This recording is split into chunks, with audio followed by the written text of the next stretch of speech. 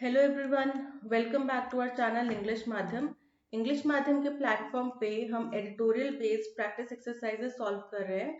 तो स्टार्ट करते हैं आज का session with thought of the day, that is there are no secrets to success, it is the result of preparation, hard work and learning from failure. यानी कि कोई भी व्यक्ति अगर ये बोले ना कि मैंने ये सक्सेस मंत्र यूज किया था, ये मेरा सीक्रेट था सक्सेस के लिए, वो सब आपको सक्सेसफुल नहीं देखना चाहते। रीजन बीइंग कि सक्सेस का कोई शॉर्टकट नहीं है, कोई शॉर्ट ट्रिक नहीं है कि आप किसी और की शॉर्ट ट्रिक आप अपने ऊपर अप्लाई करेंगे और वो आपके लिए कारगर साबित हो जाएगी। ठीक है, हर एक व्यक्ति की शॉर्ट ट्रिक्स अपनी खुद की इन्वेंट की हुई होती हैं, वो भी वो रेगुलर कंसिस्टेंट हार्डवर्क के जरिए ही बना पाता है। ठीक है, क्योंकि आप कोई एक चीज है, उस आप एक रोड है उसके ऊपर आप कई दफा गए, है ना, एक साइड से भी रोड जा रहा था, जब आपने वो एक दिन वो साइड वाला रोड लिया, यानी कि आपने एक हार्ड एफर्ट ही करा कि अपने जो ओरिजिनल रोड है उससे आपने अलग से एक साइड वाला रोड ले लिया कि चल आज ट्राई करते हैं इस पे क्या क्या है आगे। ठीक है, आपने ये साइड वाला रोड लिया तो आपको पता चला कि ये शॉर्टकट है, इससे आप और जल्दी पहुंच जाते हैं अपने डेस्टिनेशन पे, राइट। तो आपको वो कितने हार्ड एफर्ट के बाद में ही पता चला ना कि पहले तो आप कंटिन्यूअसली एक रास्ता फॉलो कर रहे थे, बट आपने जब रिस्क लिया, ठीक है, कि हाँ मैं ट्राई करता हूँ, आपने रिस्क लिया, आपने एक एफर्ट डाला उसके अंदर, तब आपको पता चला कि एक शॉर्ट ट्रिक भी है। ठीक है, तो आपकी शॉर्ट ट्रिक्स आपके लिए काम करेंगी, आपको उसके लिए कॉन्स्टेंटली हार्डवर्क करते रहना पड़ेगा। ठीक है, और सक्सेस जो है वो रिजल्ट होता है, मतलब आपको पहले मेहनत करनी पड़ेगी, हार्डवर्क करना पड़ेगा, खुद को प्रिपेयर करना पड़ेगा। ठीक है, और अपने जो भी आपको फेलियर्स होंगे उनसे आप जितना ज्यादा सीखेंगे, उसी के बेसिस पे आपकी सक्सेस जो है वो डिफाइन करती है। ठीक है, तो स्टार्ट करते हैं आज का सेशन। देखो, राजस्थान गवर्नमेंट में दो बहुत ही अच्छे बिल्स पास हुए हैं। सबसे पहला हमने कुछ टाइम पहले डिस्कस करा था कि उनका राइट टू हेल्थ केयर का एक बिल पास करा उनने। ठीक है, अब दूसरा उन्होंने बिल पास करा है। देखो क्या हुआ है कि देखो, एस्टिमेटेड 8 मिलियन जो पीपल हैं वो अनएम्प्लॉयड है। ठीक है, in an industry built on back of smartphone revolution, यानी कि हमारी जो दुनिया है अब स्मार्टफोन रेवोल्यूशन पे चल रही है, तो उसमें 8 मिलियन लोग अभी भी एस्टिमेटेड जो है उसमें एम्प्लॉयड है, सॉरी अनएम्प्लॉयड नहीं, एम्प्लॉयड है इस इंडस्ट्री में, स्मार्टफोन रेवोल्यूशन इंडस्ट्री में। ठीक है, इनको कहा जाता है जिग वर्क या जिग वर्कर।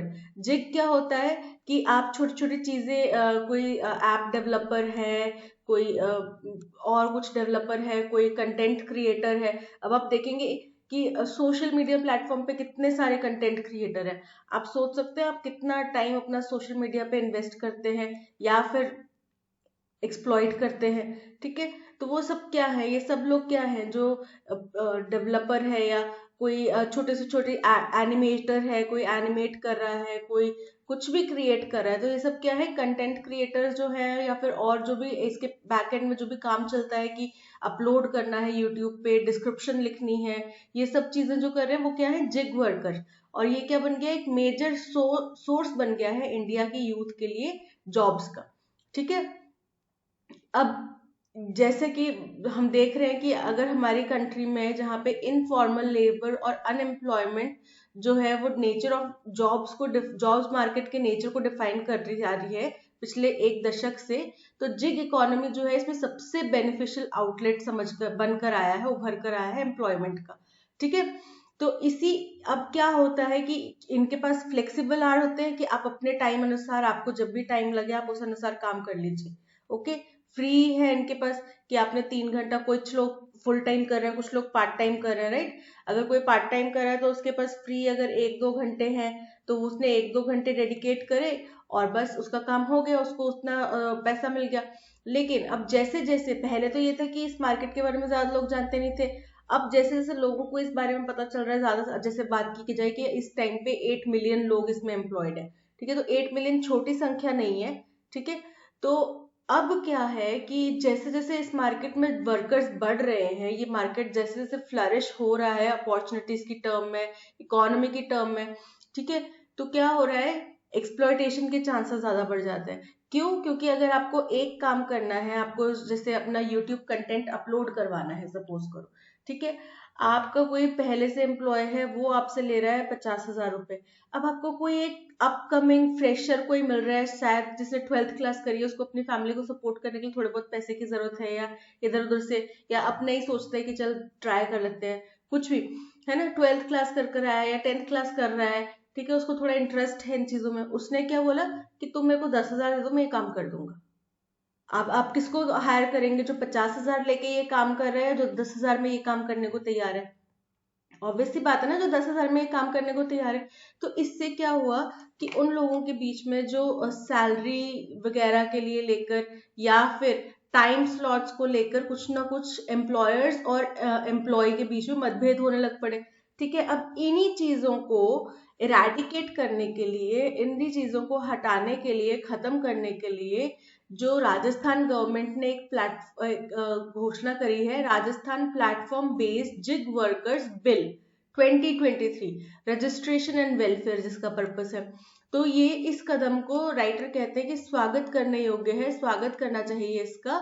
और चाहे अगर ये असेंबली इलेक्शंस के पहले ही इंट्रोड्यूस किया गया हो, ठीक है, यानी कि आप ये कहें कि अगर कोई कल को ये उठ के बोलता है कि नहीं जी, उन्होंने तो ये सिर्फ इलेक्शन पर्पस से किया है, बेशक उनने इलेक्शन पर्पस से किया है, बट उनने इस तरफ सोचा है, ठीक है, बहुत अच्छा एक बिल लेकर आने की कोशिश करी गई है। अब जो इसका जो ड्राफ्ट वगैरह है, उसके अंदर ये क्या है कि एक वेलफेयर बोर्ड बनाने वाले हैं, जो कि इसकी वेलफेयर पॉलिसीज बनाएगा, ठीक है, और फिर जो भी इनके ग्रीवेंसेस होंगे उनके बारे में सुनवाई करेगा जिग वर्कर्स की, ठीक है। और बेसिक रेट, जैसे हिंदुस्तान में जो डेली वेज वर्कर्स हैं उनके लिए बेसिक वेज डिफाइन किया जाता है ना, 500 रुपए दिन की दिहाड़ी तो है ही है, या कहीं पे 300 रुपए दिन की दिहाड़ी है, ठीक है। तो वैसे ही ये जो है वो बेसिक जो वेज है वो डिफाइन करेंगे, ठीक है, रेट जो है डिफाइन करेंगे, कुछ स्पेसिफाइड पॉलिसीज बनाएंगे जिनसे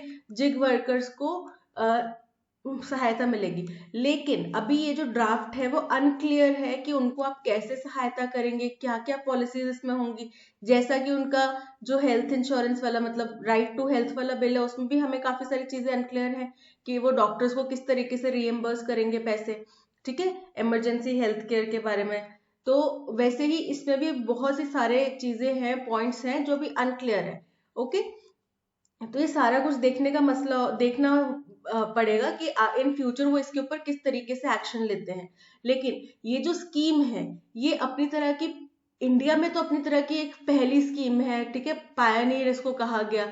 लेकिन जो इस तरीके की स्कीम्स हैं ये अदर कंट्रीज में कॉमन है, जैसे कि एग्जाम्पल दिया गया platform workers in the transport sector in Thailand, उनके लिए इस तरीके की स्कीम बनी हुई है, एंड मलेशिया, ठीक है, benefit from health and accident insurance as well as social security that is financed by deduction of 2% of for every ride, ठीक है, 2% एवरी राइड का किसी व्यक्ति का डिडक्ट होता है, ठीक है, उनसे इन जिग वर्कर्स को हेल्प मिलती है, इनको पैसा दिया जाता है, सोशल सिक्योरिटी दी जाती है, ठीक है। या फिर जो हेल्थ और एक्सीडेंटल इंश्योरेंस होती है, उन कंपनीज का भी इनके साथ टाई अप रहता है, इनको पैसे वहां से भी मिलते हैं। ओके, तो इस तरीके से इनको चीजें रीइंबर्स करी जाती हैं। अब जैसे कि इनने एक और चीज का जिक्र करा कि यूनियन गवर्नमेंट ने भी एक कोड पास करा है सोशल सिक्योरिटी के ऊपर, जो कि लेबर कोड्स में से एक है, जिसके जरिए some social security for gig workers, जिसमें कुछ सोशल सिक्योरिटी दी जाएगी जिग वर्कर्स को या अलाउ की जाएगी, but the scheme only remains on paper without proper implementation. वो तो हर एक स्कीम का यही हाल है कि जब तक आप उसको प्रॉपरली इम्प्लीमेंट नहीं करेंगे, तब तक वो स्कीम क्या है, कागजी ही रह जाएगी, केवल और केवल बयानबाजी ही रह जाएगी। ओके, अब राजस्थान का ये पायनियरिंग ड्राफ्ट है, इस वर्ड को ध्यान रखना, ठीक है, पायनियरिंग ड्राफ्ट बिल है, takes of other states could be compelled to utilize similar measures to ensure the welfare of gig workers। अब जब इनका ड्राफ्ट जो टेक ऑफ करेगा, यानी कि इनका एक्शन में आएगा, तब क्या कर सकते हैं कि दूसरे स्टेट्स हैं वो भी इससे प्रेरणा ले सकते हैं और इसके ऊपर काम कर सकते हैं, कार्यवाही कर सकते हैं, ठीक है। पहला question, what does the Rajasthan platform based gig workers registration and welfare bill 2023 aim to address. अब क्या इसका पर्पस है? इसका पर्पस यही है कि जो हमारे जिग वर्कर्स हैं उनको हेल्प में दी जाए, उनको सहारा दिया जाए, ठीक है। तो पहला ऑप्शन है encouraging the growth of the smartphone industry. Smartphone industry की ग्रोथ ही बढ़ाना चाहते हैं? जी नहीं, उसमें इनका कोई योगदान नहीं है। Ensuring better working conditions and social security for gig workers, कि जिग वर्कर्स के लिए बेटर वर्किंग कंडीशन चाहते हैं और सोशल सिक्योरिटी चाहते हैं, जो कि बिल्कुल सही है। Lowering the workload and work hours of gig workers, देखो ये अब हमने पढ़ा कि जिग वर्कर्स जो है अपने कन्वीनियंस के अकॉर्डिंग अपने वर्किंग आवर्स चूज कर सकते हैं। अगर कोई कंपनी बोल रही है कि मुझे 6 घंटे का काम करना है, मैं कंफर्टेबल नहीं हूँ, मैं सिर्फ 2 घंटे या 4 घंटे दे सकती हूँ, तो मैं उसके साथ टाई अप नहीं करूंगी, मैं कोई दूसरी कंपनी के साथ टाई अप करूंगी जिसमें मैं 4 घंटे, जो मेरे को 4 घंटे का काम दे सके या फिर 4 घंटे के अकॉर्डिंग मेरे को उतना पेमेंट कर सके, ठीक है। तो ये इसके ऊपर उनका खुद का कंट्रोल है, ठीक है। तो इसमें उनका योगदान नहीं रहेगा। Reducing the number of migrant workers in gig economy, कि जिग इकोनॉमी की तरफ जो माइग्रेंट वर्कर्स हैं जो उस तरफ आकर्षित हुए हैं उनको कम करना, तो इसका कोई पर्पस नहीं है, क्योंकि कई लोगों के लिए सेकेंड इनकम के तौर पे साबित हुआ है, ठीक है। कि आपके पास एक अपना परमानेंट सोर्स तो है, कुछ लोग अपनी जॉब भी कर रहे हैं और यूट्यूब पे वीडियोस भी डाल रहे हैं जिससे उनको अच्छी खासी कमाई हो रही है, राइट। या फिर उन्होंने अपना कोई वेबसाइट भी बना रखी है जिससे उनको अच्छी खासी कमाई हो रही है, तो वो एक सेकेंड इनकम के तौर पे उसको ले सकते हैं। तो इसमें इसके लिए राजस्थान प्लेटफॉर्म बिल जो बन रहा है वो इसमें कोई योगदान नहीं देगा। So option B is correct. Which of the following statements about the Rajasthan platform-based gig workers bill 2023 is correct? ठीक है, करेक्ट कौन सी स्टेटमेंट है? The bill aims to decrease the number of gig workers in the industry, ये तो incorrect है, क्योंकि वो ऐसा नहीं चाहते कि कम हो, क्योंकि हमें पता है कि 8 मिलियन से ज्यादा लोग इसमें एम्प्लॉयड हैं और ये एक बहुत अच्छा प्लेटफॉर्म बनकर आया है एम्प्लॉयमेंट का, तो क्यों चाहेंगे कि उसमें कम लोग शामिल हो। The bill has already been implemented in states of Thailand and Malaysia, कि ये जो बिल है ये थाईलैंड और मलेशिया में ऑलरेडी लगाया जा चुका है, तो ये बिल नहीं है बट इसी से मिलता जुलता तरह का एक बिल है, ठीक है। The bill seeks to establish a welfare board for gig workers in Rajasthan, की राजस्थान में जो जिग वर्कर्स है उनके लिए एक वेलफेयर बोर्ड बनाया जाएगा, जो कि बिल्कुल सही है, ठीक है। The bill will eliminate the need for gig workers to rely on smartphones for their work, कि ये जो बिल है, ये जो जिग वर्कर्स है उनका जो स्मार्टफोन्स के ऊपर निर्भरता है ना, कि उनका काम स्मार्टफोन से हो जाता है, उसको खत्म कर देगा। तो देखो भाई, अगर आप YouTube वीडियो बना रहे हैं या फिर कई दफा होता है YouTube शॉर्ट्स बना रहे हैं, वीडियोस बना रहे हैं, आप फोन से भी बना सकते हैं, यही तो उसकी खासियत है कि आपको मिनिमम चीजें चाहिए, मिनिमम अप्लायंसेस चाहिए कि आप अपना काम कर सके, तो उसको क्यों एलिमिनेट करना चाहेगी सरकार, उनके लिए क्यों टफ बनाना चाहेगी, राइट। तो option C is correct. What is the primary aim of the Rajasthan platform based gig workers registration and welfare bill 2023 as described in the passage, क्या है उनका प्राइमरी एम? प्राइमरी एम यही है कि एक वेलफेयर बोर्ड बनाया जाए और जिसके जरिए उनको सोशल सिक्योरिटी दी जाए, ठीक है। तो देखते हैं, to implement the code on social security, कि सोशल सिक्योरिटी के ऊपर एक कोड बनाया जाए और उसको लागू किया जाए, तो इसका कोई पर्पस नहीं है। To provide health and accident insurance, भाई हेल्थ और एक्सीडेंट इंश्योरेंस तो नहीं है इसमें ट्रांसपोर्ट सेक्टर के वर्कर्स की, यहाँ पे तो हम मोबाइल सेक्टर में जो जिग वर्कर्स हैं उनकी बात कर रहे हैं, तो ये भी इनकरेक्ट है। To establish a welfare board for gig workers, ठीक है, पहला पार्ट करेक्ट है। And create a social welfare corpus, social welfare corpus मतलब कि उनके लिए भलाई के लिए फंड्स बनाए जाए, रेज किए जाए, ठीक है, कि उनको फंड्स दिए जाए, कि उनके मसले हल करने के लिए उनको फंड्स दिए जाए, तो ये बिल्कुल सही है, option C is correct. What is the tone of the passage? अब मैंने आपको बोला था कि पायनियरिंग वर्ड पे ध्यान देना, देखो उनने क्या बोला है कि राजस्थान गवर्नमेंट का जो ये चीज है, ये जो ड्राफ्ट है, एक पायनियरिंग है। पायनियरिंग मतलब काफी अच्छा, अपनी तरह का नया, और ऐसा कि दुनिया उसको फॉलो कर ले, इतना अच्छा है, इतना प्रभावी है, ठीक है।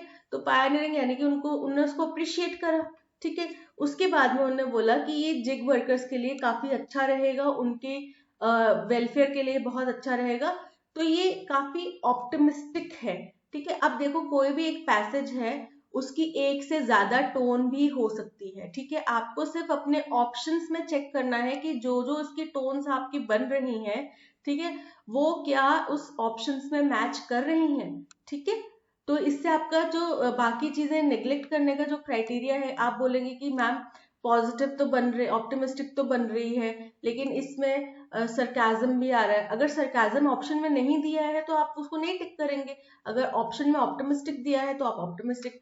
कई दफा होता है कि क्रिटिकल है, सरकास्टिक भी है, ठीक है, उसके अलावा क्रिटिकल भी है, सरकास्टिक भी, और एक दो कोई और चीजें भी हैं, लेकिन वो ऑप्शन में सिर्फ एक ही मेंशन किया, तो आपने वही टिक करना है। ओके, अब इसमें क्रिटिकल नहीं है, ऑप्टिमिस्टिक है। Okay, so option B is correct. What is the main theme of the passage? Passage की मेन थीम क्या है भाई?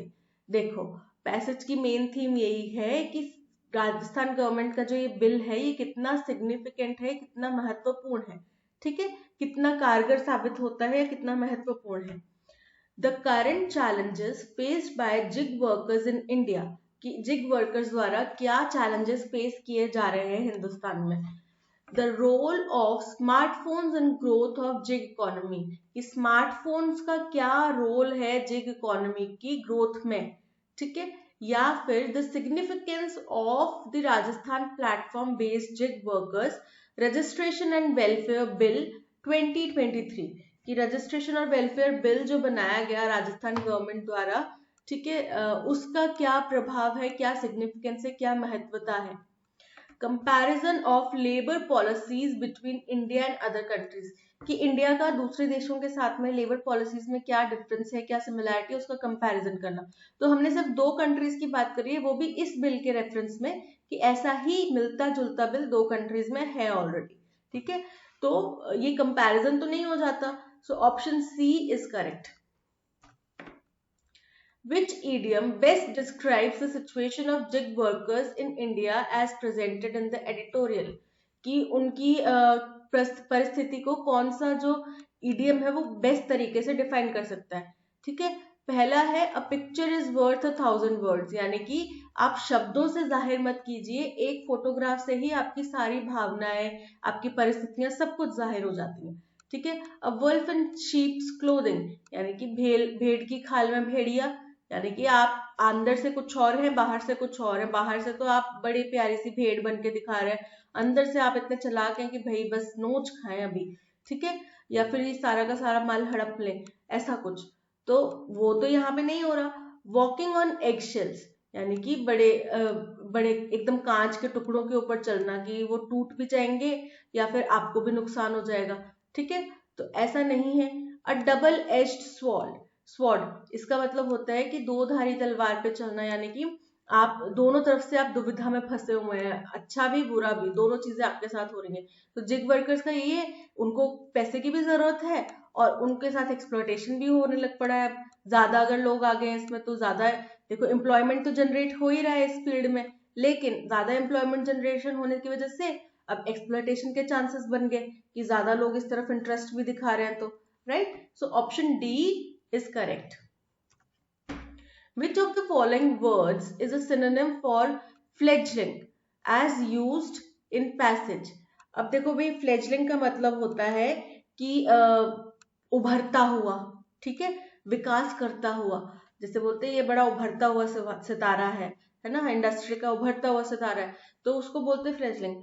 अब इस्टेब्लिश मतलब जो पहले से ही अपने आप को स्थापित कर चुका है, जैसे कि शाहरुख खान, अमिताभ बच्चन, ये सब लोग अपने आप को स्थापित कर चुके हैं। लेकिन वहीं अगर बात की जाए वरुण धवन की या फिर आदित्य रॉय कपूर की, ये लोग अभी उभरते हुए सितारे हैं, ये अभी अपनी एक्टिंग का जौहर दिखाने की कोशिश कर रहे हैं। मेच्योर मतलब भी कोई परिपक्व हो चुका है। नेसेंट मतलब कि नया, बट उसी तरह साइड में काफी पोटेंशियल रखने वाला, कि आगे चल के ये बहुत बड़ा सुपरस्टार हो सकता है। हालांकि ये नया है बट ये बहुत बड़ा सुपरस्टार, जैसे कार्तिक आर्यन नया है बट बहुत बड़ा सुपरस्टार हो सकता है। ओके, डिक्लाइनिंग मतलब नीचे गिरता हुआ। तो यहाँ पे ऑप्शन सी नेसेंट जो है, उभरता हुआ से मिलता जुलता वर्ड। एविडेंट मतलब कि आपकी बात से तो एविडेंट हो रहा है कि आप इस कार्य को करने में इंटरेस्टेड नहीं है, यानी कि आपकी बात से साफ जाहिर हो रहा है कि आप इस कार्य को करने में इंटरेस्टेड नहीं है। कंसील्ड, कंसील्ड मतलब किसी चीज के ऊपर मोहर लगा देना कि भाई हमने बोल दिया अब ये तो है सही होगा, ठीक है, एक तरह से उसको अग्री कर देना या फिर उसको कंफर्म कर देना। ऑब्सक्योर मतलब होता है कि आप जो है किसी चीज के बारे में अनसर्टेन है या अनक्लियर है, ठीक है, आप अभी तो उसके बारे में कुछ क्लियर नहीं है आपके पास।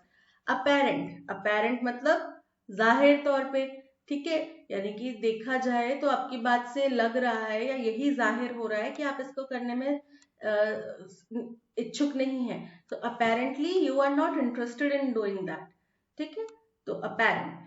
कंफ्यूजिंग, कंफ्यूजिंग जो हम हो ही जाते हैं, दो तीन ऑप्शन एक जैसे दिख गए तो हम कंफ्यूज हो गए, हमें पता नहीं चला कि कौन सा ऑप्शन सही है।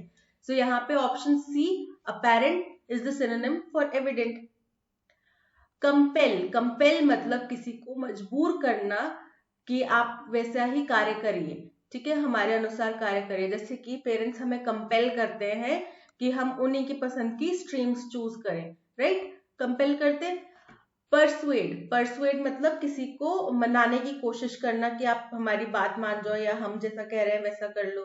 डिस्करेज, डिस्करेज मतलब किसी को कुछ करने से पीछे हटाना कि आप मत करो ये चीज, आप मत करो।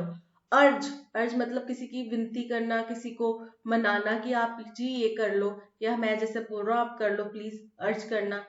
कोर्स, ठीक है, कोर्स मतलब होता है कि आप जैसे किसी को बोल रहे हैं वही परसुएड कर रहे हैं, किसी को बोल रहे हैं कि आप कर लो यार ये काम, और इसमें क्या होगा थोड़ा सा फोर्स या थ्रेट होगा, ठीक है, इस परसुएशन में, कोर्स में, परसुएशन में थोड़ा सा फोर्स या थ्रेट का जाहिर होगा कि आप उसको फोर्सफुली बोल रहे हैं तुम्हें करना ही पड़ेगा, अगर तुम्हें मेरे घर में रहना है तो तुम्हें इसी व्यक्ति से शादी करनी पड़ेगी, या फिर अगर तुम्हें मेरे घर में रहना है तो तुम्हें मेरे कहे अनुसार चलना पड़ेगा, that is course.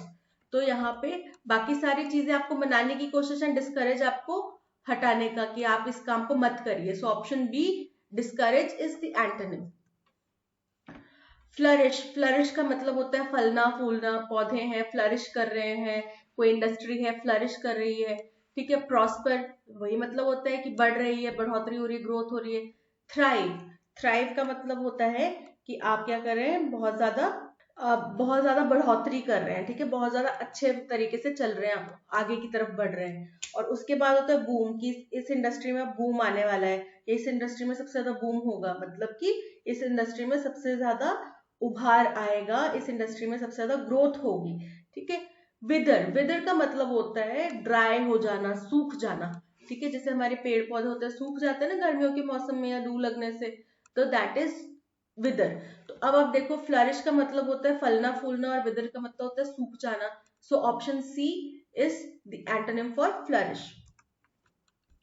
UN refugee agency, अब यूएन की एक रेफ्यूजी एजेंसी है UNHCR, has come down strongly on the UK prime minister. किसी के ऊपर कम डाउन करना मतलब किसी की निंदा करना, किसी के लिए मतलब वो एक तरह से निंदा ही करना कि उनने बहुत स्ट्रांगली यूके प्राइम मिनिस्टर का उल्लंघन या फिर उनके लिए बहिष्कार किया, या फिर उनके अगेंस्ट में बोला कि नहीं उनका फैसला गलत था। ओके, तो कौन है यूके के प्राइम मिनिस्टर इस वक्त, ऋषि सुनक, ठीक है। क्या प्लान था उनका, Rishi Sunak plan to pass a new illegal migration law, उन्होंने एक new illegal migration law pass करने की बात कही है, जो कि क्या करेगा कि जो भी वहां पे इलीगली आएंगे उनको किसी भी तरीके का असाइलम देने के लिए मना कर देगा, ठीक है, या तो आप पूरे कागज दो। असाइलम मतलब होता है कि जैसे क्या कहते हैं हमारे विजय माल्या जी भागे सॉरी यूके के लिए चले गए, ठीक है, वहां पे उनको क्या मिला, पॉलिटिकल प्रोटेक्शन मिली, यानी कि उनको वहां पे रहने खाने पीने की जगह मिली, ठीक है। उसके अलावा उनको इस तरीके का संरक्षण मिला कि इंडियन गवर्नमेंट उनको वहां से जबरदस्ती नहीं ला सकती, ठीक है, जब तक कि उनके जो भी लीगल प्रोसेसेस होते हैं उसको ना किया जाए पूरा, ठीक है, या फिर वहां पे हम सर्जिकल स्ट्राइक जैसा कुछ चुपचाप जाके भी उनको नहीं ला सकते, राइट। तो ये होता है असाइलम देना, कि आपको उनको प्रोटेक्शन देनी पड़ेगी वहां पे, ठीक है, तो उनने क्या बोला कि हम इलीगल माइग्रेशन लॉ पास करेंगे that effectively stops the granting of, अब कुछ चीज देने की बात की जा रही है, ठीक है, to migrants who reach UK illegally, उन माइग्रेंट्स को ये देने से मना किया जाएगा जो कि यूके में इलीगली आएंगे, यानी कि जो कि प्रॉपर कागजों के साथ में यूके में आएंगे उनको तो हम ये दे देंगे, लेकिन जो इलीगली आएंगे उनको ये चीज नहीं मिलेगी। अब क्या चीज है, हम ऑप्शंस में चेक करते हैं। Mister Sunak while standing at a dash marked stop the boats, अब वो किसी ऐसी जगह पे खड़े थे जहां पे मार्किंग की हुई थी, यानी कि लिखा हुआ था स्टॉप द बोट्स। अब आपको पता है स्टॉप द बोट्स एक बहुत ही फेमस स्लोगन है जो सबसे पहले ऑस्ट्रेलिया में यूज किया गया था, ठीक है, किस लिए, क्योंकि जो भी वहां के आसपास के टापुओं के लोग थे या इलीगल जो माइग्रेंट वर्कर्स हैं वो थे, वो ऑस्ट्रेलिया में बोट्स के जरिए आया करते थे, ठीक है, बोट्स का सबसे सुरक्षित साधन था। तो उस टाइम पे ही वहां के उस तत्कालीन जो प्राइम मिनिस्टर या मिनिस्टर थे उन्होंने ये स्लोगन दिया था स्टॉप द बोट्स, यानी कि हमारे देश में इलीगल जो माइग्रेंट वर्कर्स हैं अब वो ना आए या इलीगल लोग ना आए, ठीक है, तो ये उन्होंने स्लोगन दिया था। अब उसी वही स्लोगन यूज करता हुआ पोडियम डायस जो होता है, जो स्टैंड होता है जहां पे आप खड़े होकर स्पीच देते हैं, ऑब्वियसली आप यहाँ पे खड़े होकर स्पीच दे रहे हैं तो आप किसी डायस या पोडियम पे खड़े हैं, ठीक है, तो वहां से उन्होंने कहा said the government is worried about the numbers of those attempting to travel to UK, कि उन लोगों के बारे कितनी बड़ी संख्या में लोग यहाँ पर आने की कोशिश करते हैं, उसकी वजह से गवर्नमेंट जो है काफी चिंतित है। एंड अप्लाइंग फॉर असाइलम, और यहाँ आके क्या बोलते हैं कि भाई जी हमें संरक्षण दो, while on British soil eight considerable, और इस सब का जो भार है काफी भारी मात्रा में कॉस्ट होती है, कंसिडरेबल मतलब काफी प्रोमिनेंट मात्रा, ठीक है, तो टू दी किनको पड़ती है, सरकार को पड़ेगी, ठीक है। Instead as home secretary Suella Braverman explain while introducing the bill this week, और होम सेक्रेटरी सुएला ब्रेवरमैन ने इस बिल को इंट्रोड्यूस करते हुए क्या कहा, asylum seekers who try to enter illegally without either would either be returned, यानी कि जो भी असाइलम मांगेंगे यहाँ पर जो कि इलीगली आए होंगे या तो उनको उनके देश भेज दिया जाएगा, रिटर्न कर दिया जाएगा टू देयर ओन कंट्रीज, और अ थर्ड कंट्री, या तो आपको आपके देश भेज दिया जाएगा या फिर हमने किसी दूसरे देश के साथ में टाई अप किया है, आपको उस देश भेज दिया जाएगा जब तक कि आप अपने देश न जा पाए, ठीक है।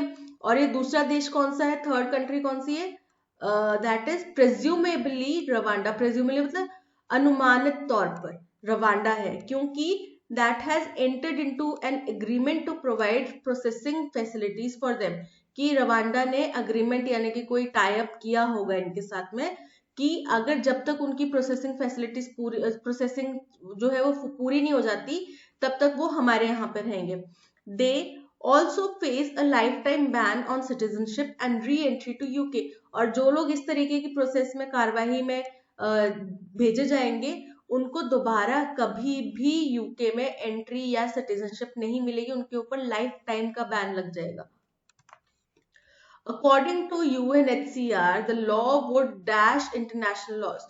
अब ये जो लॉ है UNHCR के जरिए अकॉर्डिंग ये जो लॉ है ये क्या कर रहा होगा, वायलेट कर रहा होगा इंटरनेशनल लॉज को, या फिर उनके सहयोग में होगा, पक्ष में होगा, ठीक है। लेकिन क्योंकि हमने फर्स्ट लाइन में देखा कि UNHCR ने इसकी निंदा करी है, ऋषि सुनक की निंदा करी है, दैट मीन्स वो उसको वायलेट कर रहा होगा, okay. including the 1951 Refugee Convention that Britain is a signatory to, और 1951 में एक रिफ्यूजी कन्वेंशन साइन किया गया था और जिसमें ब्रिटेन ने भी हस्ताक्षर किए थे। अब देखो ये वही बात होगी कि पहले तो आपने कमिटमेंट किया था कि जी हम हेल्प करेंगे, अब आप अपने कमिटमेंट से मुकर रहे हो, मतलब आप सलमान खान नहीं हो, ठीक है, आप अपने कमिटमेंट से मुकर रहे हो कि अब तो नहीं, हमारे पास बर्डन बहुत ज्यादा हो गया, पहले जोश जोश में तो कमिटमेंट कर दिया लेकिन अब बर्डन बहुत ज्यादा हो गया, हम नहीं कर सकते भाई, और मुकर रहे हैं। टू स्टार्ट विथ, अब अगर शुरुआत की ही बात करें, those who flee their homes and countries often do so without proper paperwork, जो अपने देश या अपना घर छोड़ के भागे होते हैं, जाहिर सी बात है वो बिना कागजी कार्रवाई के ही भागे होते हैं, ठीक है। और दूसरी चीज ये है कि वो मजबूरी में भागे होते हैं, शौक के तौर पे आप क्यों ही अपना घर छोड़ के जाएंगे, आपका शौक चढ़ा है। जब आप शौक के तौर पे जाएंगे तब तो अपने सारे कागज पत्र साथ लेकर जाएंगे ना। As they are force to leave to save their lives, क्योंकि उनको मजबूर कर दिया जाता है अपनी जान बचाने के लिए, कि वो अपनी जान बचाकर भागे होते हैं, मजबूरी में भागे होते हैं। Many of the estimated 45,000 who came to UK on small boats, जो 45,000 में से काफी लोग, 45,000 अनुमानतन लोग आए थे यूके में, उनमें से काफी ज्यादा जो लोग थे वो छोटी बोट्स में आए थे पिछले साल। और वो क्यों आए थे? Would have been economic refugees. वो इकोनॉमिक रेफ्यूजीज, अब दो तरीके के रेफ्यूजीज होते हैं, ठीक है, पॉलिटिकल और दूसरे होते हैं इकोनॉमिक। अब पॉलिटिकल का मतलब होता है कि आपके देश की परिस्थिति कुछ खराब है, जैसे अभी सूडान में वॉर चल सिचुएशन हो गई है। अब सूडान के जो लोग हैं वो इधर उधर के देशों में भागने की कोशिश करेंगे जब तक वहां पे हालात ठीक नहीं होते, हमें प्लीज शरण दे दो, हमें प्लीज शरण दे दो, ठीक है। वो क्या हो गए? पॉलिटिकल रिफ्यूजीज, क्योंकि आपके देश के पॉलिटिकल हालात ठीक नहीं है तो आप दूसरे देश फ्ली हो गए। इकोनॉमिक रिफ्यूजीज यानी कि आपको अपने देश में नौकरी पेशा अच्छे तरीके से नहीं मिल रहा, और आपको पता है कि आप अगर यूके जाएंगे या यूएस जाएंगे वहां पे काफी अच्छे इनकम सोर्सेज हैं, और जो काम आप कर सकते हैं उसके आपको पैसे भी ज्यादा मिलेंगे, ठीक है। तो आप क्या चले गए वहां पे? नौकरी पेशा करने के लिए चले गए, तो वो क्या हो गए? Economic refugees rather than political asylum seekers। तो जो 45,000 आए थे उनमें से ज्यादातर लोग जो थे वो इकोनॉमिक रेफ्यूजीज थे, ना कि पॉलिटिकल असाइलम सीकर, यानी कि पॉलिटिकली उनको संरक्षण की जरूरत नहीं थी, वो ऐसे लोग थे कि काम के लिए यहाँ पर आए थे। And it is problematic then that the British government does not make a dash between the two। और ये बड़ी ही प्रॉब्लमैटिक चीज है कि ब्रिटिश गवर्नमेंट इन दोनों के बीच में फर्क नहीं कर पा रही है या कर नहीं रही है, ठीक है। क्योंकि पॉलिटिकल रेफ्यूजी है उसको तो चलो आपने रवांडा भेज दिया कोई बात नहीं, ठीक है, युगांडा भेज दिया कोई बात नहीं, अगर वहां की परिस्थिति ठीक है। लेकिन इकोनॉमिक डेफिनेटली उसके पीछे बैकग्राउंड में कुछ ना कुछ हिस्ट्री होगी, कोई वहां पीछे बैठा होगा उसकी इनकम का वेट कर रहा होगा, ठीक है। तो उनको आपने इसी जगह भेज दिया, वहां पे वो क्या करेंगे? काम भी नहीं कर पाएंगे, राइट। तो सबसे पहला, UN refugee agency, the UNHCR has come down strongly on UK prime minister. निंदा क्यों करी गई उनकी? क्योंकि that effectively stops the granting of dash to migrants who reach the UK illegally। अब हमने पूरे पैसेज में असाइलम की बात करी है, ठीक है। एक नाउन है कंसिस्टेंट, ये एडजेक्टिव है, यानी कि constant, persistent, steady. Asylum, asylum मतलब संरक्षण देना। ट्रांसपेरेंट यानी कि काफी पारदर्शी है, काफी ऑब्वियस है।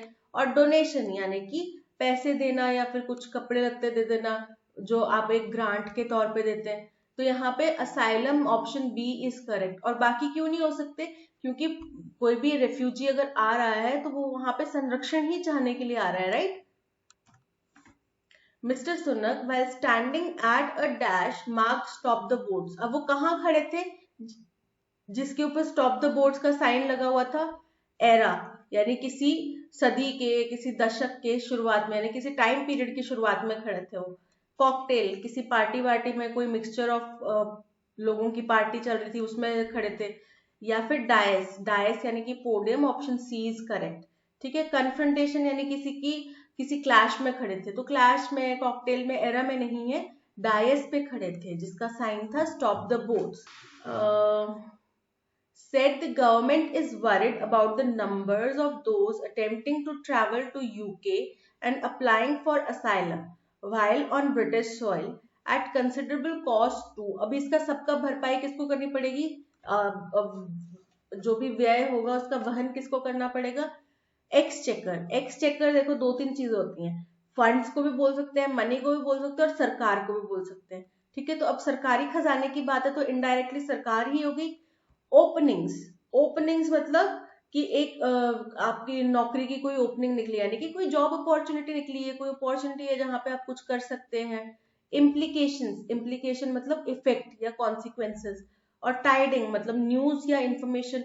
तो यहाँ पे किसके ऊपर भार पड़ना चाहिए? सरकार के ऊपर या फंड्स के ऊपर, किसी नौकरी की ओपनिंग के ऊपर, किसी इम्प्लीकेशन के ऊपर या टाइडिंग के ऊपर? ऑब्वियसली सरकार के ऊपर या फंड्स के ऊपर? Option A is correct. According to UNHCR the law would dash international laws. अब वो क्या करेगा इंटरनेशनल लॉज को? वेरिएशन, यानी कि कुछ विशेषता लाएगा इंटरनेशनल उसमें लॉज में, या फिर चेंज करेगा। बैटरिंग, बैटरिंग मतलब डैमेज करेगा, ठीक है। प्रैक्टिस, यानी कि कोई प्रैक्टिस क्या होता है, आपकी कुछ हैबिट होती है कि आपकी यह हैबिट है, आप ये करना चाहते हैं, ठीक है। कॉन्ट्रावीन, कॉन्ट्रावीन मतलब कॉन्ट्राडिक्ट करना, ठीक है, ब्रेक करना या फॉल आउट करना। तो कॉन्ट्रावीन यानी कि ब्रेक करना, तो option D contravene is correct, क्योंकि वो जो ये जो लॉ है ये इंटरनेशनल लॉज को ब्रेक कर देगा, ठीक है, और खास तौर पे रिफ्यूजी कन्वेंशन को, जिसमें ब्रिटेन ने भी साइन किया है। Many of the estimated 45,000 who came to the UK on small boats last year would have been economic refugees rather than political, कि जो लोग आए थे उनमें से ज्यादातर लोग हो सकते हैं कि इकोनॉमिक रेफ्यूजीज हों, पॉलिटिकल असाइलम सीकर के बजाय, ठीक है। और सबसे बड़ी चिंता का विषय ये है, सबसे बड़ी प्रॉब्लम ये है कि ब्रिटिश गवर्नमेंट इन दोनों के बीच में जो है अंतर नहीं कर पा रही है। तो टाइज मतलब संधि किसी तरीके की, तो संधि तो करवानी नहीं है। स्टेबिलिटी, स्टेबिलिटी भी नहीं लानी है इन दोनों के बीच में। डिस्टिंक्शन, भेद नहीं कर पा रही है, ठीक है, तो भेद ही नहीं कर पा रही है। डिस्टिंक्शन मतलब भेद करना, डिफ्रेंशिएट करना। So option C is correct. Surveillance मतलब नजर रखना, तो नजर रखने का पर्पस नहीं है, डिस्टिंक्शन का पर्पस है। अब देखते हैं पैराजंबल का क्वेश्चन है।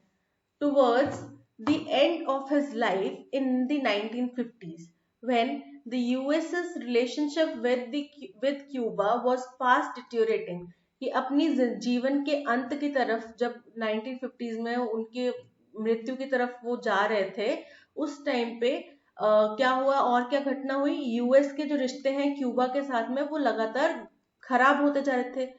Things Lost had a way of upending the life of American Nobel laureate Ernest Hemingway. कुछ खोई हुई चीजें जो थी उनकी वजह से जो अमेरिकन नोबेल ल्यूरेट थे अर्नेस्ट हेमिंगवेल, ठीक है, उनकी जो जिंदगी है वो खात्मे की तरफ चलेगी, वो धीरे धीरे उल्टी होगी। मतलब एकदम से जैसे आप ऊंचाई की तरफ जा रहे थे, अब आप एकदम से उल्टे पड़ गए और आप मुंह के गिर गए, ठीक है, अर्श से फर्श पर जो कहते हैं ना, वैसे हो गए उनके साथ में।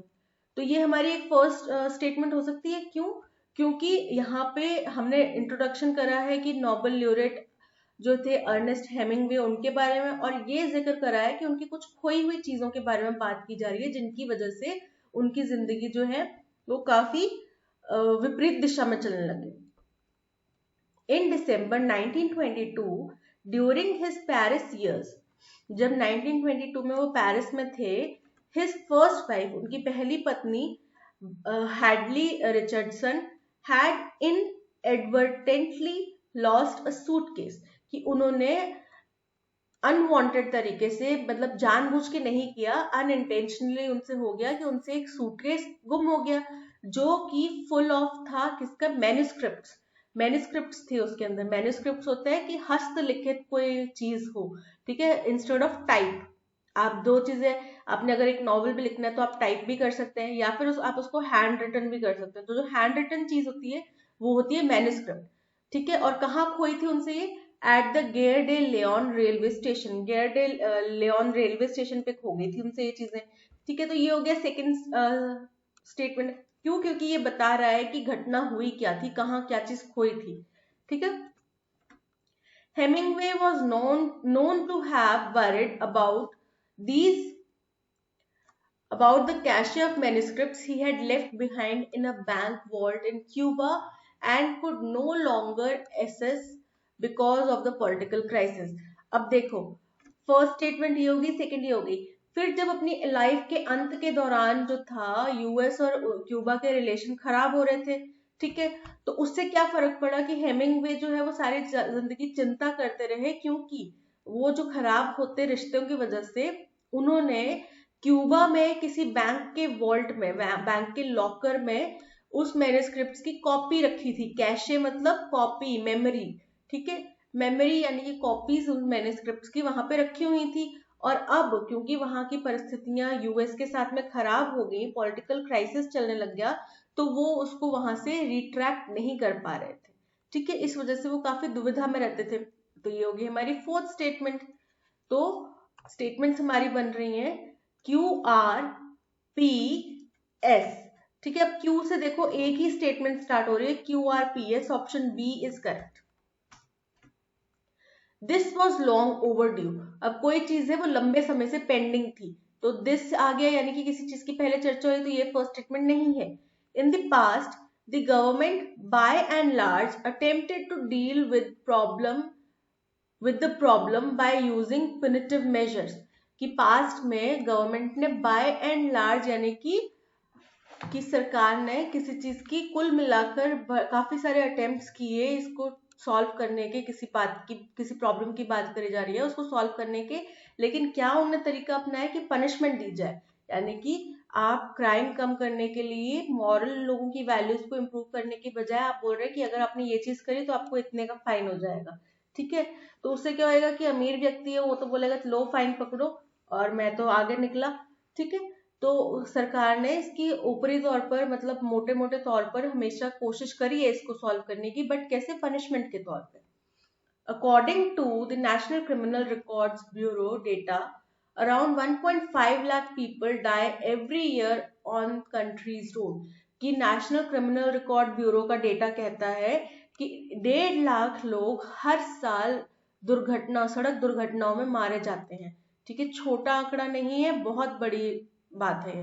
The tragic death of former chairperson of Tata Sons Cyrus Mistry and KPMG group's global strategy director Jehangir Pandole in a car crash earlier this month have brought road safety issues into sharp focus, यानी कि जो बहुत ही ट्रैजिक डेथ हुई, हमें पता है टाटा सन्स के chairman जो थे, चेयरपर्सन जो साइरस मिस्त्री, वो कितनी बुरी तरह दुर्घटना में मारे गए थे, राइट। तो इन दोनों घटनाओं ने, दूसरे थे KPMG ग्रुप के global strategy director Jehangir Pandole, ये दोनों कार क्रैश में मारे गए, और इन दोनों दुर्घटनाओं ने हमें हमारा फोकस रोड सेफ्टी इश्यूज की तरफ ले जाकर आकर्षित कर दिया, मतलब केंद्रित कर दिया। ठीक है, तो ये हो गई फर्स्ट ओपनिंग स्टेटमेंट। क्यों? क्योंकि इसमें 2 डेथ्स की बात करी जा रही है जिसकी वजह से रोड सेफ्टी जो है उसको रिव्यू करना पड़ा। अब सेकेंड स्टेटमेंट हो जाती है कि दिस वॉज लॉन्ग ओवरड्यू, ये जो रोड सेफ्टी इश्यूज को फोकस करना या इनको चेंज करने के बाद थी, या इनके ऊपर दोबारा प्लानिंग करने की बात थी, ये लंबे समय से पेंडिंग चल रही थी। ठीक है, तो ये हो गई हमारी सेकेंड स्टेटमेंट। अब थर्ड स्टेटमेंट होती है कि according to criminal law bureau के डेटा के अनुसार, ठीक है, इतने लोग डेली मारे जाते हैं, हर साल मारे जाते हैं रोड एक्सीडेंट्स में। इन द पास्ट गवर्नमेंट ने बहुत बड़ी कोशिश करी है, लेकिन इसको किस तरह से कोशिश करी है, पनिशमेंट देकर, कि फाइन चढ़ा देते हैं, आपने हेलमेट नहीं पहना फाइन लगा दिया, आपने सीट बेल्ट नहीं लगाई आपको फाइन लगा दिया, आप ओवर स्पीड जा रहे हैं फाइन लगा दिया। ठीक है, तो वो फाइन लोग निश्चिंत होकर भर जाते हैं, लो भरो पकड़ो पर मेरे बाल नहीं खराब होने चाहिए। ठीक है, वो चीजें उनको मॉरली नहीं पता चलती कि वो क्या लूज कर रहे हैं। ओके, तो इसके लिए हमें दूसरे कुछ स्टेप्स अपनाने पड़ेंगे। तो स्टेटमेंट बन रही है SPRQ, एस से कोई स्टेटमेंट ऑप्शन स्टार्ट हो रहा है यहाँ पे, ऑप्शन डी स्टार्ट हो रहा है, SPRQ, option D is correct.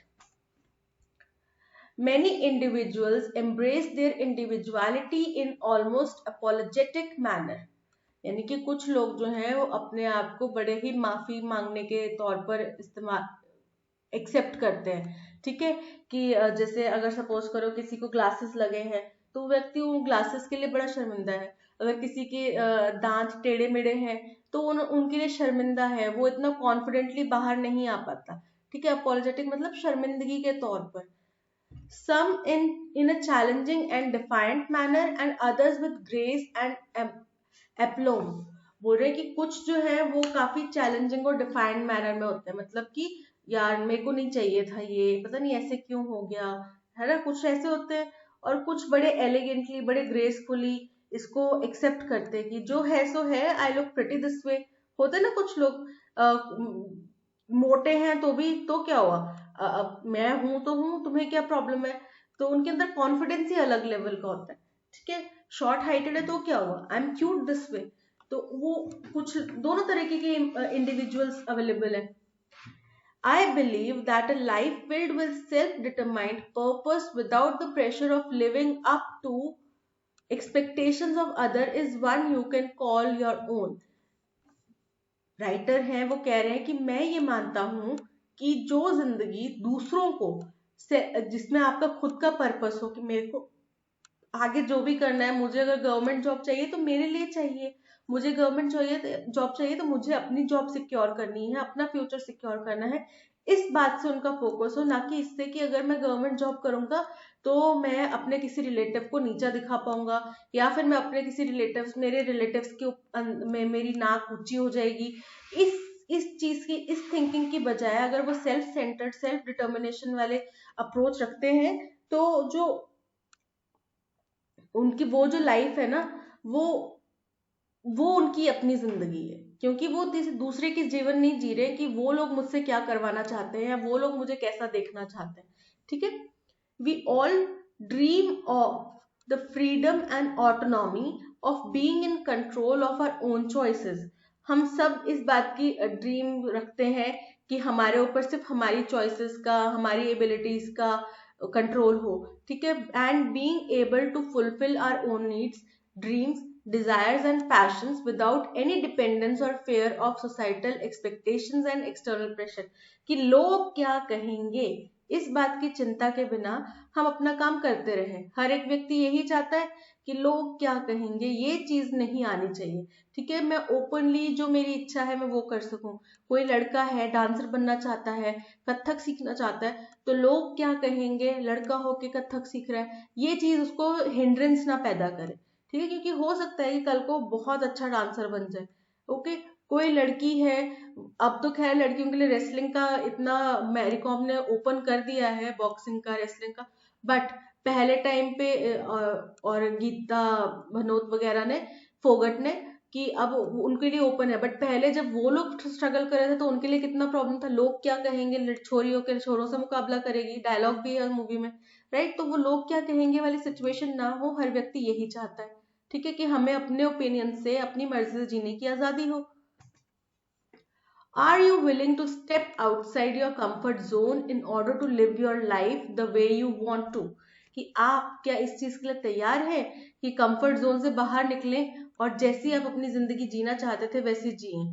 ठीक है, अब अगर आप इसके लिए तैयार हैं तो आपको क्या करना पड़ेगा, आपको बहुत ज्यादा इसके लिए लोगों को निराश भी करना पड़ेगा, मुखर भी होना पड़ेगा, राइट। सामने होना भी पड़ेगा कि मेरी लाइफ है, I want to do this. आप कौन होते हैं मुझे ये चीज सजेस्ट करने वाले, या फिर हंस के भी टाल दो, ठीक है कोई नहीं, देख लेंगे, करनी तो मैंने अपने मन की है, राइट। तो ये होगी फर्स्ट, क्योंकि ये ओपनिंग स्टेटमेंट है।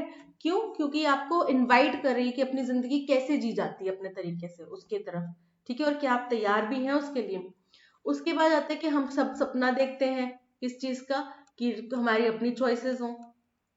ठीक है, इसके बाद होता है कि मुझे लगता है कि अगर सेल्फ डिटरमाइंड पर्पस हो किसी भी एक्सटर्नल प्रेशर की वजह से, तो वही आपकी अपनी जिंदगी है। ठीक है, बहुत सारे इंडिविजुअल्स हैं जो इंडिविजुअलिटी को अपॉलोजेटिक मैनर में एक्सेप्ट करते हैं, और कुछ चैलेंजिंग और डिफाइंट मैनर में, और कुछ क्या करते हैं ग्रेसफुली कि जो होगा बिंदास देखा जाएगा। 4, ठीक है, ये पूरा लाइफ के ऊपर एक पैसेज था। अब बन रहा है SRQP। ठीक है, तो S से यहाँ पे स्टार्ट हो रहे हैं 3 स्टेटमेंट्स, तो B को तो हटा दो, कैंसिल कर दो। SRPQ, SRQP, ये तो SRQP है तो ये तो कट कर दो, SRQP। So option C is correct. The beauty of life is that every single day gives you the opportunity to rescript your life। अब देखो, जिंदगी की सबसे खास बात यह है कि हर दिन आपके पास एक नया मौका है अपने जीवन को दोबारा लिखने का। ठीक है, अगर आप सोचते हैं ना कि यार मेरे साथ ये चीज गलत हो गई, या फिर मैं ऐसा नहीं चाहता था, तो क्या हो गया, आपके पास अभी मौका है। आज आप जीवित है ना, जीवित है तो अपनी जिंदगी को दोबारा लिख लीजिए। क्या पता आपकी जिंदगी जो आप चाहते हैं वैसी बन जाए। ठीक है, we all make our own choices as to what direction we would like our lives to go in। कि हम सभी अपनी चॉइसेस बनाते हैं कि हम अपनी जिंदगी को कौन सी दिशा में लेकर जाना चाहते हैं। अब छोटा सा एग्जांपल देती हूँ। सुबह आपने जल्दी उठने का अलार्म लगाया, ठीक है, 4 बजे, 5 बजे, 6 बजे, जो भी आपको लगता है जल्दी है टाइम आपके लिए, आपने अलार्म लगाया। अब जब सुबह वो अलार्म बजता है तो उसको स्नूज करके वापस सो जाना या उसको बंद करके उठ खड़े होना, ये दोनों आपकी ही चॉइसेस हैं। अगर आप स्नूज करके वापस सोते हैं तो आपने डिसीजन लिया है कि नहीं, मेरे लिए मेरी नींद ज्यादा प्यारी है मेरे सपने से, ठीक है। ये अगर आप उठ खड़े होते हैं तो आपने ही ये डिसीजन लिया है कि मैं अपना सपना पूरा करना ज्यादा बेहतर समझूंगा सोने से, राइट। तो हम कल को अगर ये बोलें कि यार मैं उस पेपर में पास नहीं हो पाया या मैं उस पेपर में अच्छा स्कोर नहीं कर पाया, तो वो हमारे डिसीजन से, हमने मेहनत कम की होगी या हमने कुछ हार्डवर्क, या हो सकता है हमने पेपर एक सब्जेक्ट ही गलत चूज कर लिया, हमने फील्ड ही गलत चूज कर ली, तो वो सब क्या है, हमारी चॉइस है।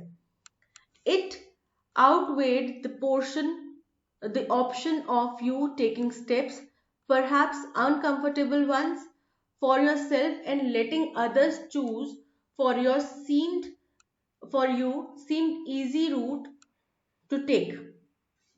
अब इसने जो है, आपका जो झुकाव है, आपका जो बायसनेस है, वो इस तरफ कर दिया कि आपके दो ऑप्शंस थे कि आप या तो खुद के कदम उठाए या फिर दूसरा और अनकंफर्टेबल होगा जो आपके लिए, या फिर दूसरे आपके लिए आपका रास्ता चुने जो कि ज्यादा इजी होगा। कि पेरेंट्स ने साइंस स्ट्रीम चुन ली, ठीक है, कल को अगर नहीं भी हुआ तो उनके ऊपर ब्लेम डाल सकते हैं कि आपने चूज करी थी, मैंने तो नहीं बोला था मेरे को ये करवाओ। या फिर पेरेंट्स से लड़ाई झगड़ा करके, थोड़ा गुस्सा होके, रूठ के मना के, अगर मेरे को आर्ट्स पसंद है तो मैंने आर्ट्स ही लेना है, ठीक है, क्योंकि मुझे पता है मैं उसी में अच्छा स्कोर कर सकता हूँ, ठीक है। तो ये दोनों चीजें जो है आपके पास होती हैं और आपका जो झुकाव होता है वो उसी तरफ होता है कि दूसरे ही चूज कर ले, ठीक है। Even those of you who say you are helpless and choices were made for you must accept that to give someone the power to decide for you was also a choice. ठीक है, अगर कोई ये कह दे ना कि मैं helpless हूँ, मैं क्या करूँ यार, मेरे को समझ में नहीं आ रहा, मैं कुछ कर ही नहीं पा रहा, मैं हेल्पलेस हूँ, उन्होंने चूज कर दिया, उन्होंने मेरे एडमिशन करवा दिया पॉलिटेक्निकल में, क्या करूँ मैं, ठीक है। तो ये भी आपका ही डिसीजन था कि आपने उनको इतनी पावर दी कि वो आपके लिए चूज कर पाए या आपके लिए डिसीजंस बना पाए, ठीक है। तो अब देखो, सबसे पहले कि हम अब सब अपनी जिंदगी में अपने डिसीजंस बनाते हैं, ठीक है, डायरेक्शन चूज करते हैं, ये हो गया फर्स्ट स्टेटमेंट। सेकंड स्टेटमेंट हो गया कि वो लोग भी जो कहते हैं कि हम हेल्पलेस हैं, वो भी अपनी चॉइसेस दूसरों, उन्होंने भी अपनी चॉइस इस चीज में रखी कि दूसरा मेरे लिए फैसला ले ले, ठीक है। सेकंड ये हो गया। थर्ड ये हो गया आर, कि इसने क्या कर दिया, हमारा झुकाव जो था वो इस तरफ कर दिया कि दो ऑप्शंस थे कि या तो हम अनकंफर्टेबल रास्ता चुने और अपने स्टेप्स खुद बनाए, या फिर कंफर्टेबल रास्ता चुने, इजी रूट चुने कि दूसरे हमारा वो बना दे, चॉइसेस कर दे, ठीक है। तो हमने किस तरफ झुकाव कर लिया कि हमने दूसरी तरफ झुकाव कर लिया, और हो सकता है कि जिस तरफ जो उन्होंने हमारे लिए चुना वो हमारी आइडियल स्क्रिप्ट थी ही नहीं, मेरे को इंजीनियरिंग करने डाल दिया, हो सकता है मैं इंजीनियरिंग में अच्छी नहीं कर पाऊँ इतना, अगर मैं इसके बजाय इंग्लिश लिटरेचर में करती या फिर हो सकता है एलएलबी में करती तो मैं ज्यादा अच्छा कर पाती, राइट। तो ऑप्शन आर इज थर्ड। इसके बाद की ब्यूटी ऑफ लाइफ क्या है कि हर दिन आपके पास एक अपॉर्चुनिटी है कि आप अपनी जिंदगी को रिस्क्रिप्ट कर सकते हैं। अगर अभी तक आपने अपने पतंग की डोर किसी और के हाथ में दे रखी थी तो अब आप अपने हाथ में ले लीजिए, ठीक है, ये आपके पास मौका है। सो 4, P is 4, so 1 Q S R P, Q तो B और D तो हटा दो, Q R ये भी हट गया, Q S आएगा हमारे अकॉर्डिंग, तो Q S R P option C is correct. Shit happens, but what determines your road ahead is how you respond to the situation. कि ठीक है, गलतियां हो जाती हैं, कई बार खराब चीजें हो जाती हैं, परिस्थितियां खराब हो जाती हैं, लेकिन आपका आगे का जो रास्ता है वो किस बात से निर्धारित करता है कि आप उस खराब सिचुएशन को कैसे रिस्पॉन्ड करते हैं, कैसे रिएक्ट करते हैं, ठीक है। इस बात के ऊपर किसी ने आपके ऊपर गुस्से से चिल्ला दिया, अब आपने भी अगर उसके ऊपर गुस्से से चिल्ला दिया, तुमने ऐसा कैसे कर दिया, तुम्हारी हिम्मत कैसे हुई मेरे से ऐसे बोलने की, ठीक है, ये दोनों बातें हो गई। तो ये क्या हो गया, आगे से आगे आप तुम फिर आगे तू पर आ जाएंगे और फिर लड़ाई ज्यादा बढ़ जाएगी, राइट। लेकिन अगर सामने वाले बंदे ने चलाया, तुमने ऐसा कैसे किया, तुमने मेरी मर्जी के बिना ऐसा कैसे किया, तो हम इसके बारे में बैठ के बात कर लेते हैं। अगले का भी गुस्सा थोड़ा सा शांत हो जाएगा कि हाँ ठीक है, मैं आपको अपना पॉइंट समझाना चाह रही हूँ कि मैंने इसे कैसे किया, ठीक है। तो वो थोड़ी सी बात अच्छे तरीके से सॉल्व हो सकती है। तो आपने किस तरीके से रिस्पॉन्ड किया, वैसे से आपका आगे का डिसीजन पता चले, आपका आगे का रोड डिफाइन होगा। Let's face it, we have all been in relationships where the other person wasn't completely honest with us. हम मान लेते हैं, चलो एक्सेप्ट कर लेते हैं, क्योंकि हम हर एक व्यक्ति ने ऐसे रिश्ते को झेला है जहां पे दूसरा व्यक्ति जो है वो हमारे साथ ऑनेस्ट नहीं था। बाय फैक्ट उनने कहा है कि ऐसा हर व्यक्ति ने झेला हुआ है, ठीक है। तो ये हमारी एक ओपनिंग स्टेटमेंट बन जाती है कि हम यहाँ पे रिलेशनशिप्स के बारे में बात कर रहे हैं कि हर एक व्यक्ति ने ऐसा रिश्ता झेला हुआ है। Maybe they lied about their past, their current situation, or even something as simple as where they were last night. हो सकता है कि उनने हमसे उनके पास्ट के बारे में झूठ बोला हो, उनकी करंट सिचुएशन के बारे में झूठ बोला होगा, या फिर हो सकता है बड़ी छोटी सी चीज कि कल रात को वो किस दोस्त के साथ घूम रहे थे या कहाँ थे, इसके बारे में झूठ बोल दिया हो, लेकिन उन्होंने झूठ बोला है, ठीक है। ये हमारी सेकंड सिचुएशन होगी। Third, it's painful to realize that someone you trusted has been lying to you. अब ये lie की बात हुई, उसी से आगे मिलती हुई कि बड़ा ही दुखद होता है, बड़ा ही दर्दनाक होता है ये जानना कि जिसके ऊपर आपने इतना विश्वास किया, खुद से भी ज्यादा भरोसा किया, वो आपसे झूठ बोल रहे हैं, ठीक है। But it's important to recognise that it's not your fault. लेकिन उनकी गलतियों के लिए आप खुद को दोषी ना माने, खुद को कसूरवार ना माने, ये चीज आपको रियलाइज करना बहुत जरूरी है, ठीक है। And to also get out of a victim mindset. और जो विक्टिम का माइंडसेट है ना कि यार मेरे साथ पता नहीं क्या हो गया, मैं तो इतना अच्छा करता हूँ, हो सकता है मैं ही गलत हूँ, या फिर मेरे साथ ऐसा हुआ तो मेरे में ही कमी होगी, इस चीज को आपको पीछे रखना पड़ेगा। बिकॉज आप अपने आप में परफेक्ट हैं, दूसरा व्यक्ति आपको नहीं समझ पाया, वो उनकी मंशा थी, ठीक है, उनकी गलत फहमी थी, उनकी समझ थी। सो ये हो गया थर्ड स्टेटमेंट। अब इसी को आगे कंटिन्यू करते हुए कि ठीक है गलतियां हो जाती हैं, लेकिन आपको उनको कैसे रिएक्ट करोगे, कि आप दुखी होके बैठे रहोगे उनके लिए 3-4 साल तक, या फिर आप अपनी लाइफ आगे नए सिरे से शुरू करोगे, ये आपके ऊपर डिपेंड करता है, ठीक है। तो फोर्थ हो गया पी स्टेटमेंट, ऑप्शन बन गया हमारा QRSP। क्यू से दो स्टार्ट हो रहे हैं तो लास्ट वाले दोनों को तो हटा दो, QRSP option A is correct. Okay, तो आज के सेशन में इतना ही। इस सेशन की पीडीएफ जो है वो आपको टेलीग्राम चैनल पे मिल जाएगी। इसके अलावा जो ऑडियो एक्सप्लेनेशन है आर्टिकल का, वो भी आपको टेलीग्राम चैनल पे मिल जाएगा। तो अगर आपने अभी तक टेलीग्राम चैनल ज्वाइन नहीं करा है तो लिंक डिस्क्रिप्शन में दे दिया गया है, वहां से ज्वाइन कर सकते हैं। आप प्ले स्टोर से हमारी ऐप भी डाउनलोड कर सकते हैं, ऐप का लिंक भी आपको डिस्क्रिप्शन में दे दिया गया है। So thank you for today. अगर कंटेंट पसंद आया हो तो लाइक शेयर और सब्सक्राइब जरूर करना, ठीक है। Till then keep learning and keep practising. हम मिलते हैं नेक्स्ट सेशन में।